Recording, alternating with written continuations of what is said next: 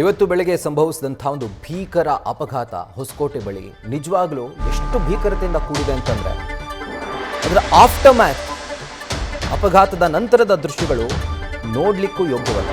ಹೊಸಕೋಟೆಯ M ಸತ್ಯ ಅವರ ಬಳಿ ನಡೆದಿರುವಂತಹ ಒಂದು ದಾರುಣ ಅಪಘಾತ. ಇದರಲ್ಲಿ 7 ಜನ ಪ್ರಾಣ ಕಳ್ಕೊಂಡಿದ್ದಾರೆ. ಈ ಅಪಘಾತದಲ್ಲಿ ವಿದ್ಯಾರ್ಥಿಗಳು ಸೇರಿದಂತೆ ಸುಮಾರು 7 ಜನ ಮೃತಪಟ್ಟಿರುವಂಥದ್ದು. ಮೃತಪಟ್ಟಂಥ ಒಬ್ಬೊಬ್ಬರ ಕಥೆ ಕೂಡ ಕರುಣಾಜನಕವಾಗಿದೆ. ಮೃತಪಟ್ಟಂಥ ಭರತ್ ಇವರ ತಾಯಿ ಪೊಲೀಸರ ಮುಂದೆ ಕಣ್ಣೀರು ಸುರಿಸ್ತಾ ಇದ್ದಾರೆ. ಪ್ರತಿಯೊಬ್ಬ ಮೃತಪಟ್ಟಂಥ ವ್ಯಕ್ತಿಯ ಕಥೆ ಕೂಡ ಒಂದು ರೀತಿ ಕರುಣಾಜನಕವಾಗಿದೆ. ಇವತ್ತು ಸಂಭವಿಸಿದಂಥ ಒಂದು ಭೀಕರ ಅಪಘಾತದಲ್ಲಿ 7 ಜನರು ಸಾವನ್ನಪ್ಪಿದ್ದಾರೆ. ಕಾರು, ಕ್ಯಾಂಟರ್ ಸೇರಿದಂತೆ ಅನೇಕ ವಾಹನಗಳು ಸರಣಿ ಅಪಘಾತಕ್ಕೊಳಗಾಗಿತ್ತು. ಹಾಗೂ ಈ ಒಂದು ಅಪಘಾತದಲ್ಲಿ 7 ಜನ ತಮ್ಮ ಪ್ರಾಣ ಕಳ್ಕೊಂಡಿದ್ದಾರೆ. ನೋಡಿ, ಆ ಕಾರ್ನ ಅವಶೇಷವನ್ನು ನೋಡ್ತಾ ಇದ್ದೀರಿ. ನಜ್ಜುಗುಜ್ಜಾಗ್ಬಿಟ್ಟಿದೆ. ಕಾರು, ಕ್ಯಾಂಟರ್ ಹಾಗೂ ಮಿಕ್ಕ ವಾಹನಗಳು ಸರಣಿ ಅಪಘಾತ ಆಗಿದ್ದರಿಂದ ಯಾವ ವಾಹನ ಯಾವುದು ಅಂತ ಗುರುತು ಹಿಡಿಯೋದಕ್ಕೂ ಸಾಧ್ಯವಿಲ್ಲ. ಆ ಮಟ್ಟಿಗೆ ಅದು ನಜ್ಜುಗುಜ್ಜಾಗಿರುವಂಥದ್ದು.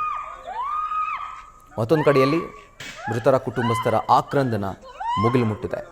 ಒಬ್ಬೊಬ್ಬ ದುರ್ದೈವಿ ಒಂದು ಅಪಘಾತದಲ್ಲಿ ಮೃತಪಟ್ಟಂಥ ಒಬ್ಬೊಬ್ಬ ವ್ಯಕ್ತಿಯದ್ದು ಕೂಡ ಒಂದು ರೀತಿ ಕರುಣಾಜನಕ ಕಥೆಯಿಂದ ಕೂಡಿದೆ.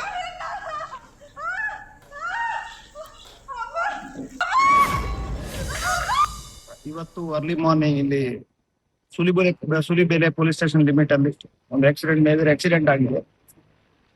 ಅದರಲ್ಲಿ ಫಸ್ಟ್ ಒಂದು 2 ವೀಲರ್ಗೆ ಎಕ್ಸ್ ವೆಹಿಕಲ್ ಅವರು ಹೊಡೆದಿದ್ದಾರೆ. ಅದರಲ್ಲಿ 2 ವೀಲರ್ ರೈಡರ್ ಯಾರು ಅವರು ಡೆತ್ ಆಗಿದೆ.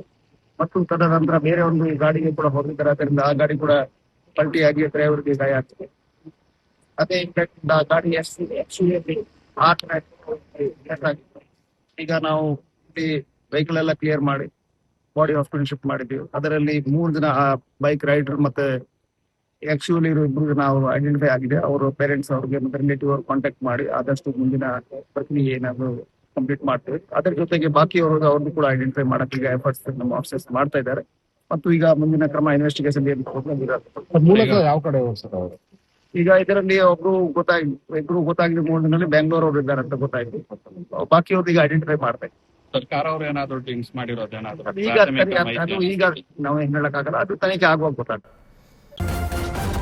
ನ್ಯೂಸ್ ಫಸ್ಟ್ ನಿರ್ಭೀತಿಯಿಂದ ನಿಮ್ಮ ಪರವಾಗಿ.